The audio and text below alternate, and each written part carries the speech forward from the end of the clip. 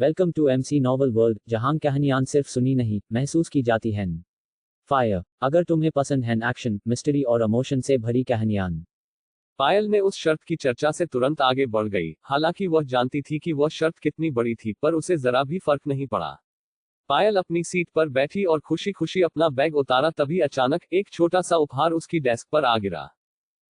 ऊपर देखने पर उसने पत्रिशा को मीठी मुस्कान के साथ उसके ऊपर खड़ा पाया। यह मेरी छो शांति सौगात है। उद्धरण चिन्ह डॉट डॉट डॉट उद्धरण चिन्ह। पायल ने संदेह भरी निगाहों से गुलाबी रिबन में खूबसूरती से लिपटे छोटे बक्से को देखा। कहीं यह कोई ग्लिटर बम तो नहीं? मुझे पता है कि हमारी शुरुआत अच्छी नहीं हुई, लेकिन मैंने तुम्हें माफ करने का फैसला किया है, पत्रिशा ने बड़े दिल से कहा। लेकिन मैंने खुद को माफ नहीं किया था। पायल की आवाज में कटाक्ष था, पर पत्रिशा को यह समझ नहीं आया। कोई बात नहीं, मैंने तुम्हें माफ कर दिया। अब कोई फर्क नहीं पड़ता। पत्रिशा मुस्कुराई। क्या अब हम ठीक हैं? पायल ने उस छोटे से उपहार को देखा और फिर उस खूबसूरत युवती की ओर। सच कहूं तो पायल पहले से जानती थी कि यह लड़की परेशानी खड़ी कर सकती है। यह छो हरकत उसे याद दिला रही थी कि कैसे नीना ने उसके पहले जीवन में भोली भाली पायल से दोस्ती की थी। ठीक है, उसने सिर हिलाया, लेकिन फिर उपहार पत्रिशा को वापस सरका दिया। मुझे उपहार पसंद नहीं है। लेकिन तुमने इसे खोला ही नहीं। पत्रिशा ने त्योरी चढ़ाई। तुम्हें कैसे पता कि तुम्हें यह पसंद है या नहीं? कोई बात नहीं, मुझे आमतौर पर उपहार और आश्चर्य पसंद नहीं है। नहीं, इसे लो। पत्रिशा ने उपहार वापस पायल की ओर सरका दिया। जब कोई तुम्हें उपहार दे और तुम मना कर दो तो यह अशिष्टता होती है। पायल ने पलकें झपकाई और कहा, लेकिन मेरे पास बदले में उपहार खरीदने के लिए पैसे नहीं है। कोई बात नहीं, चिंता मत करो, मुझे हर दिन ढेर सारे उपहार मिलते हैं। क्या तुम्हें मिलते हैं? बेशक। यह बात छिड़ने पर पत्रिशा खुशी खुशी पायल के बगल में आ बैठी। जब भी मेरे पापा अपने बिजनेस पार्टनर्स या किसी और से मिलते हैं तो वे हमेशा उपहार लाते हैं। वे जानते हैं कि मेरे पापा मुझे सबसे ज्यादा प्यार करते हैं, इसलिए उन्हें लगता है कि अगर वे मुझे कोई उपहार देंगे तो यह एक अच्छी शुरुआत होगी। अच्छा, पायल ने सहमति में सिर हिलाया। तो क्या इसका मतलब यह है कि तुमने मुझे देने के लिए बस उपहारों में से एक उठा लिया? पत्रिशा ने अपना हाथ अपनी छाती पर रखा और सवाल से बहुत आहत होकर मुंह बनाया। क्या तुम्हें लगता है कि मैं ऐसी हूं? हाँ, जो उपहार मेरे लिए होते हैं वे मेरे लिए ही होते हैं, खासकर मेरे माता पिता के उपहार। मैं उन्हें बहुत संभाल कर रखती हूँ, क्योंकि मुझे पता है कि उन्होंने इसके लिए कितनी मेहनत की है, ठीक है? और यह उपहार मैंने कल अपनी नई दोस्त के लिए खरीदा था। मैंने कब तुम्हारी दोस्त बनने के लिए हाँ की? पायल ने हल्के से अपनी जीभ को दबाया। धन्यवाद। मुझे बदले में उपहार देने की चिंता मत करना। मुझे पता है कि तुम मेरे स्तर का खर्च नहीं उठा सकती। पायल का चेहरा थोड़ा बिगड़ा, पर उसने कुछ नहीं कहा। यह सच था। उसने पत्रिशा को बक बक करने दिया, यहां तक कि पायल ने उसे और ज्यादा ध्यान देना शुरू कर दिया। पत्रिशा भले ही अपनी तारीफ कर रही हो, लेकिन वह बहुत से बिजनेस वाले लोगों का जिक्र कर रही थी जिनसे वे जुड़े थे, या कुछ ऐसे जो सिर्फ उनके परिवार के साथ संबंध शुरू करने की कोशिश कर रहे थे। पत्रिशा, तुमने कहा था कि तुम्हारा परिवार रस्तोगी परिवार है ना? पत्रिशा ने अपनी थोड़ी उठाई और गर्व से कहा, हाँ, यह सच है। ओह, पायल ने समझते हुए सिर हिलाया। हर रात पायल करंट अफेयर्स पढ़ने और बाजार के उतार चढ़ाव को जानने में घंटों बिताती थी।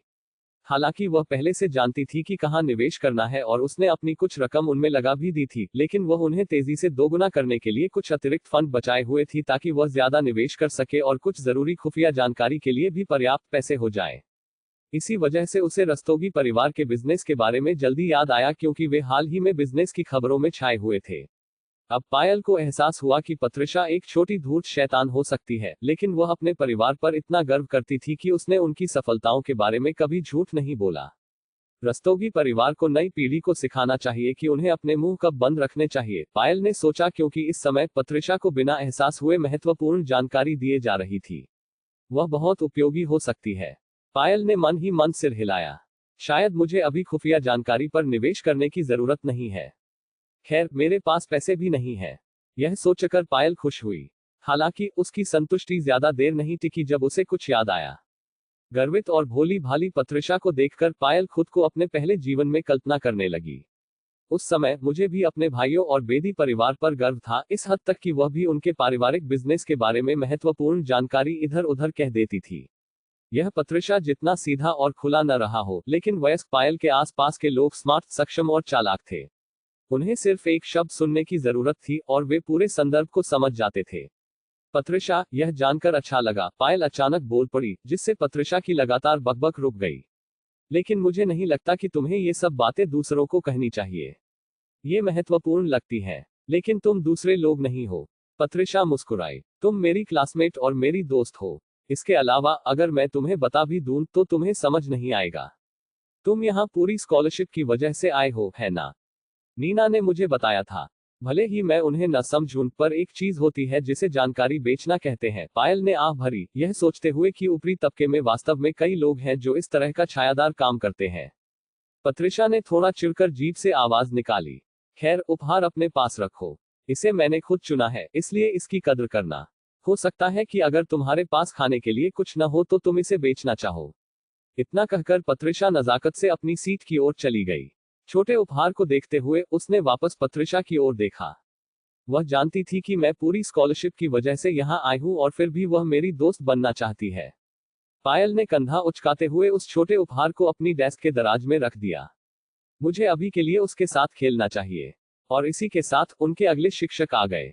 क्लास के दौरान पायल लंच के समय भी क्लास में ही बैठी रही।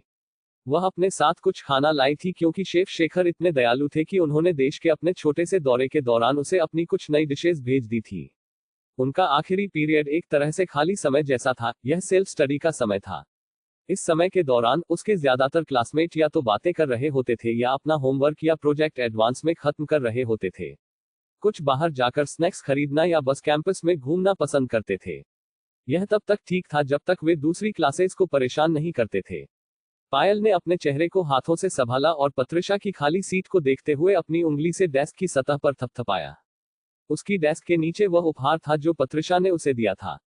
उपहार? मुझे इसे कहाँ रखना चाहिए इससे पहले कि मुझ पर चोरी का इल्जाम लगे? गलत आरोप लगना ऐसी चीज थी जिससे पायल अपने जीवन में अनगिनत बार गुजरी थी।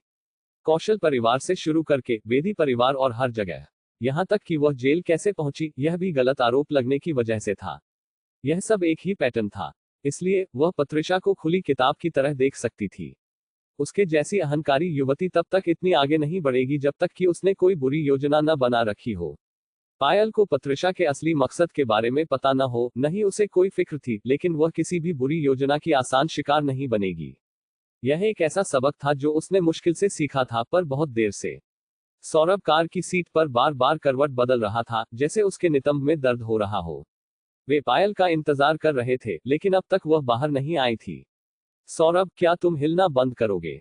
चिढ़कर अर्णव ने उसकी तरफ देखा। अगर तुम्हें पायल की चिंता है तो जाकर उसे ले आओ।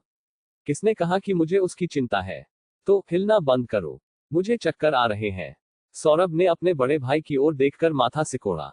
हमेशा की तरह अर्णव एक ऐसी किताब पढ़ रहा था जो सौरभ को कभी समझ नहीं आती। उस शर्त के बारे में पूरे दिन सोचते हुए वह दिन भर बिना परेशान हुए भी नहीं रह पा रहा था। अर्णव, उसने चिंता से बुलाया। क्या तुम सच में वो शर्त लगाने वाले हो? अर्णव ने एक छोटी धुन गुनगुनाई। सच में? क्या तुम्हें यकीन है? मेरा मतलब है, मुझे पता है कि तुम शानदार हो, लेकिन स्टार सेक्शन, क्या यह अच्छा नहीं होगा अगर तुम्हारा भाई स्टार सेक्शन का हिस्सा हो? यह है तो फिर समस्या क्या है? सौरभ ने अपने हाथों को मरोड़ा, अपनी दूसरी चिंता बताने में हिचकिचाते हुए। लेकिन अगर तुम शर्त हार गए, तो क्या तुम भी पढ़ाई छोड़ दोगे? क्या तुम्हें लगता है कि वह हार जाएगा? अचानक पायल की आवाज गड़गड़ाहट की तरह उनके कानों में गूंजी। ऐसा नहीं था कि वह चिल्ला रही थी, लेकिन उसकी अचानक एंट्री शांत माहौल में बहुत तेज लगी। नहीं, मेरा मतलब, मुझे नहीं पता। सौरभ ने पहले तो नाक फुलाई, फिर उसकी चिंता निराशा में बदल गई। पायल, तुम हमें इस बेवकूफी भरी शर्त में फंसाने के बारे में क्या सोच रही थी? अर्णव ने अपनी आंखें पायल की ओर मोड़ ली, उसके जवाब को जानने के लिए उत्सुक। उसे शर्त लगाने में कोई आपत्ति नहीं थी, लेकिन पायल ने कुछ बड़ी घोषणाएं की थी जो किसी को भी यह सोचने पर मजबूर कर देती कि उसका आत्मविश्वास कहां से आया। तीसरे भाई, तुम इतने परेशान क्यों हो? अगर तुम डरे हुए थे तो तुम्हें पहले ही सहमत नहीं होना चाहिए था। डरा हुआ? सौरभ ने लगभग वह सब उगल दिया जो उसने लंच में खाया था। मैं डरा हुआ क्यों होऊंगा? ऐसा नहीं है कि मैंने स्टार सेक्शन में होने की घोषणा की है, लेकिन यहाँ बात यह है कि बड़े भाई ने अपना वादा किया है और अगर वह शर्त हार गए तो उन्हें पढ़ाई छोड़नी पड़ेगी। कुछ देर के लिए पायल ने सौरभ को देखा। यह देखकर कि वह अपने सामान्य स्वभाव में लौट आया है, वह खुश हुई।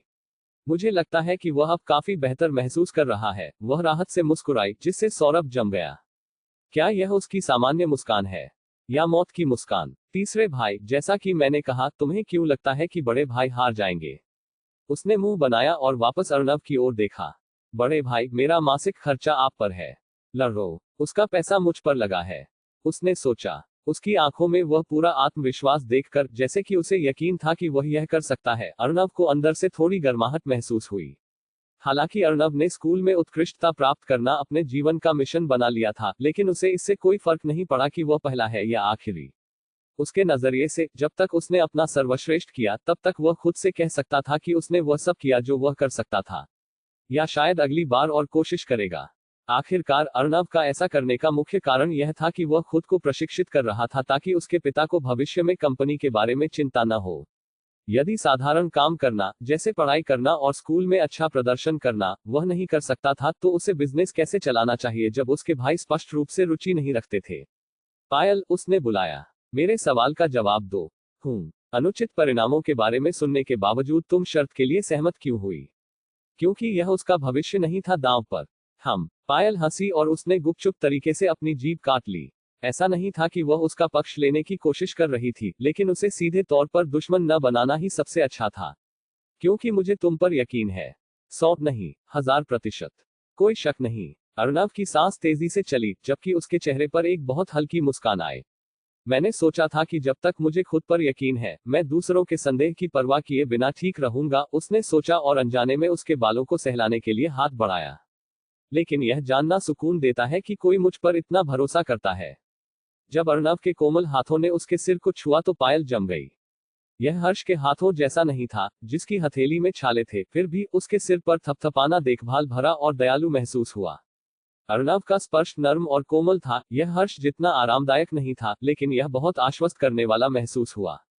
मैं अपना सर्वश्रेष्ठ करूंगा, अर्नब ने कहा, और जब उसे अपने कार्य का एहसास हुआ तो वह आंतरिक रूप से आश्चर्यचकित होते हुए भी अनायास ही अपना हाथ हटा लिया।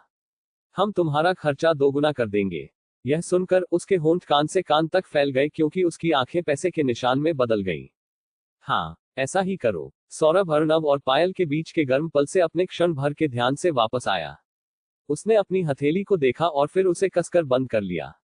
लेकिन जब उसने उसकी आंखों में पैसे के चमकते हुए निशान को देखा तो उसका चेहरा बिगड़ गया। पायल, क्या तुमने सच में अर्नब पर शर्त लगाई है? ओह, तुम्हें नहीं पता था। पायल ने वापस सौरभ की ओर देखा।